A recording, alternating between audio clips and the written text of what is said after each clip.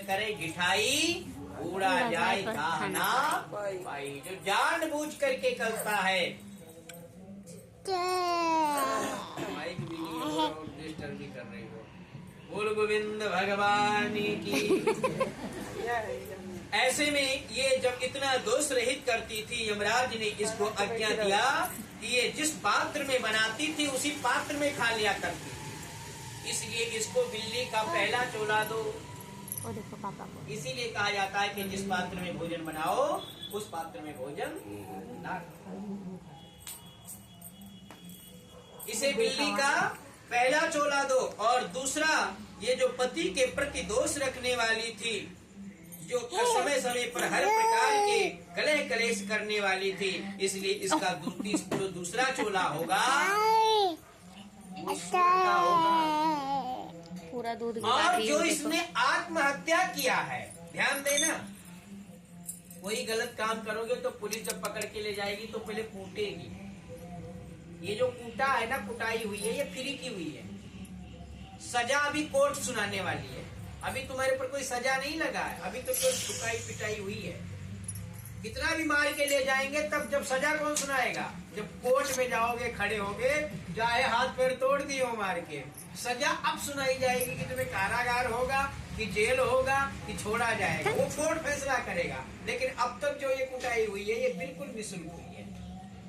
अब तीसरा, जो इसने आत्महत्या किया है विषपान करके, आत्महत्या करने वाले के लिए 1000 वर्ष प्रेत योनि में भुगतना पड़ता है, इसलिए इसको पिशाचनी बना दो। तीनों बार बोल करके यमराज वहां से चले जाते हैं। अब जब इस प्रकार से सारी चीजें सुनाया, कहने लगी अब मैं जब प्रेत बन गई, पिशाचनी बन गई, तो एक बार एक वेश्या के शरीर में प्रवेश करके और नर्मदा नदी पे गई।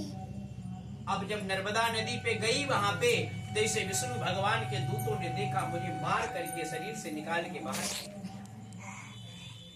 अब क्या करूं? तब से मैं इधर उधर भटक रही हूँ, कोई नहीं मिल रहा है। आज आप रास्ते में जो मिले और आपके जल में जो तुलसी दल मिश्रित है, उस जल से जो मेरे शरीर पे जल पड़ा, इसलिए मुझे ये दिव्य देह मिल गया। हे प्रभु, कृपा करके ऐसा कोई उपाय बताइए कि जिससे तीनों चोलाओं से मैं मुक्ति पा जाऊं। ब्राह्मण देवता कहने लगे, तेरे कर्म तो इतने अच्छे कुछ है नहीं, और तुम्हें जो चोला मिला है इसमें तुम तपस्या भी नहीं कर पाओगी। भाई पिशाचनी क्या करेगी?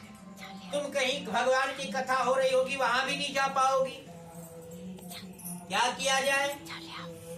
तब ऐसी परिस्थिति में देखो, समय समय की बात है, रोज हमारी माइक चमकी, दिन की आवाज नहीं आ रही, आज उनकी आवाज आ रही, हमारी नहीं।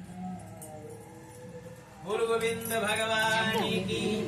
तो ब्राह्मण देवता ने हाथ में जल लिया। देखो ब्राह्मणों की महानता देखो, हाथ में जल लिया और जल लेने के बाद में तुलसा दल डाला, और डालने के बाद में संकल्प करते हैं कि मैं फलाना ब्राह्मण, यदि मैंने सच्चे मन से कार्तिक मास का नियम पालन किया हो तो मेरे आधा फल, आधा ही दिया है, पूरा देकर के कोई कंगाल नहीं बनता, इस बात को ध्यान रखना। इसलिए मेरा आधा फल इसे मिल जावे और इसका चोला परिवर्तन हो जावे। जैसे ब्राह्मण देवता ने मंत्र पढ़ करके दिया, उसको दिव्य धवल रूप मिल गया। बोल गोविंद भगवान की। ये आधे फल का प्रभाव है, ध्यान देना, पूरे फल का प्रभाव नहीं है, ये केवल आधे फल का प्रभाव है, जो एक पिशाचनी को उसके सौंदर्य रूप में परिवर्तित कर सकती है। ऐसे में जैसे दिव्य देह प्राप्त हुआ, लक्ष्मी के स्वरूप गुणवान हो गई, और इस प्रकार से जैसे ओम नमो भगवते का वासुदेवाय जप करने का विधान बताया, इस प्रकार से कहते हैं कि अपने जीवन में किसी भी प्रकार की कोई कलह कलेश या मनमानी करने का प्रयत्न नहीं करना चाहिए। क्यों? क्योंकि मानव का चोला मिला है, और मानव का चोला यदि सदुपयोग नहीं कर पाओगे तो फिर ये चोला मिलने वाला नहीं है। लिखा है कि श्री राम बोलो सहारा मिलेगा, श्री राम बोलो सहारा मिलेगा, श्री राम बोलो सहारा मिलेगा, श्री राम बोलो सहारा